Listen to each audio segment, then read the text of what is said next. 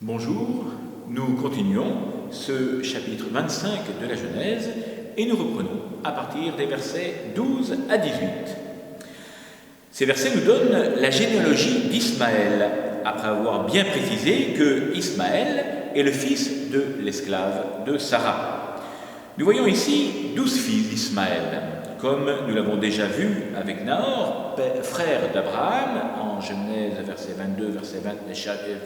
chapitre 22, versets 21 à 24, et que nous le verrons avec Jacob, petit-fils d'Abraham, en Genèse chapitre 35, versets 21 à 26. Les noms de ces 12 fils désignent les tribus nomades ou sédentarisées au nord de l'Arabie. Nebaïo est peut-être l'ancêtre des Nabatéens. Ils sont nommés ici en lien avec Kédar. En Isaïe, au chapitre 60, sont nommés Madian, fils d'Abraham, comme nous l'avons vu au verset 4, Epha, lui aussi fils d'Abraham. Il porte de jeunes chameaux à Jérusalem. Kédar, fils d'Ismaël, apporte des troupeaux. Neboïa apporte des béliers. On se rappelle de quelques-uns de ces noms dans le chant Jérusalem, Jérusalem, qui reprend Isaïe au chapitre 60. Yétour, autre fils d'Ismaël, est ancêtre des Ituréens et à l'est du cours supérieur du Jourdain. Nous retrouverons ce peuple cité en Luc au chapitre 3, verset 1, dans les peuples qui composent la Palestine au temps de Jean-Baptiste, le pays d'Iturée. Au verset 18, Haouila est une région d'Arabie et Chour, comme nous l'avons vu au verset 3, la région du désert à l'est de la Palestine, où résident aussi les petits-fils d'Abraham par sa concubine Kétoura. La fin du verset 18, il s'étendit en face de tous ses frères, nous rappelle l'oracle de Genèse au chapitre 16, verset 12. Celui-ci sera un onagre d'homme, sa main sera contre tous et la main de tous contre lui. Voilà, nous avons fini avec Isaac, Ismaël et Abraham et nous commençons maintenant l'histoire d'Isaac. Barsotti dira « La Genèse s'étend surtout sur Abraham et Jacob. Entre les deux, Isaac reste un mystère. La Genèse, peut-on dire, parle de lui et n'en parle pas. Elle raconte sa naissance à titre d'accomplissement de la promesse faite à Abraham, puis son sacrifice, parce qu'il constitue l'épreuve à laquelle Dieu soumet Abraham. Elle parle de son mariage, mais Isaac ne paraît qu'à la fin du récit. Et enfin, elle narre comment, devenu vieux, il bénit Jacob, mais là encore, le récit est ordonné à un autre, à Jacob. L'unique page qui soit vraiment écrite pour lui est celle des difficultés avec Abimelech, où se manifeste visiblement la bénédiction de Dieu.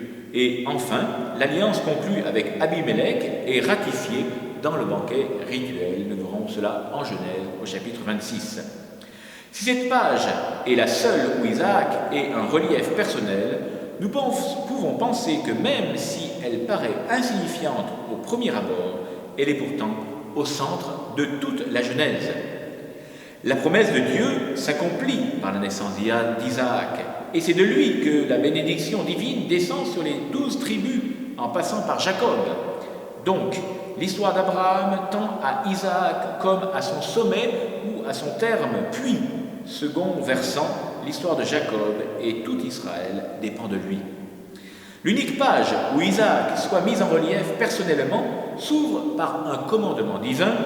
Ne descends pas en Égypte, mais demeure au pays que je te dirai. Reste en ce pays, je serai avec toi et je te bénirai, car je te donnerai à toi et à ta descendance toutes ces régions.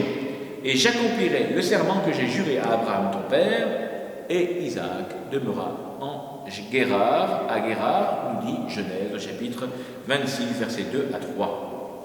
L'histoire d'Abraham commence par un voyage vers la Terre Sainte. Jacob, quant à lui, est obligé de s'en éloigner par la fuite. Isaac naît dans la terre de Canaan et y meurt.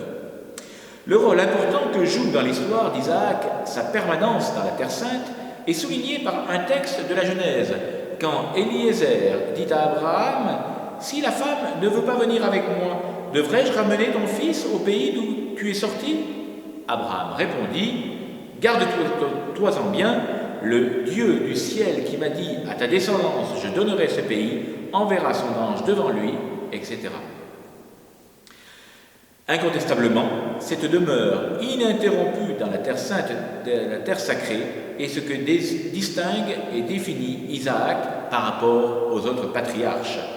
Il semble que pour l'auteur inspiré, Isaac représente vraiment le point culminant de la Genèse.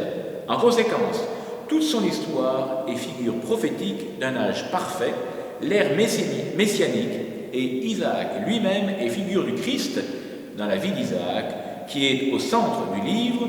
Toute la Genèse apparaît comme une histoire prophétique. Voilà, je m'arrête là pour cette introduction sur Isaac. Nous continuerons demain. Si vous êtes encore avec nous, soyez assurés de nos prières ici à Rocamadour.